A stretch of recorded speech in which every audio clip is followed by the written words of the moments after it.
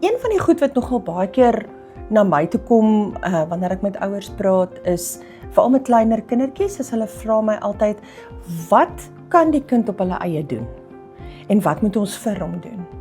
En dit is nogal 'n belangrike vraag om te vra, want as ons vir die kind doen, wat hy eintlik self kan doen, dan is ons nie noodwendig besig om 'n gevoel van bemeestering by die kind te koester nie. So, al is dit vir hulle moeilik om vir argumentsonthaalwe aan te trek, met ons aanmoediging kan hulle probeer en hulle voel dan so great as hulle dit actually reg kry. Daai gevoel is die gevoel wat ons graag by hulle wil koester van, ek kan hierdie doen, ek is goed daarmee.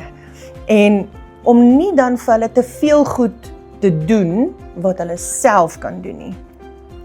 Dit bou op mekaar ook, daai gevoel van bemeestering, né? Is as ek keer op keer onthou, ons het gesê die brein, word wat hy leef, so as ek dan daai ervarings oor en oor het van, jessie, maar ek kan hierdie goed op my eie doen, en julle weet net so goed soos ek, klein kindertjies wil altyd help met alles, né? So ons gee hulle daai geleentheid om dit dan te doen, en dit bou weer 'n baie sterk gevoel van, ek kan goeders doen, en dis belangrik vir my selfbeeld. Goed, ek hoop dit werk vir julle.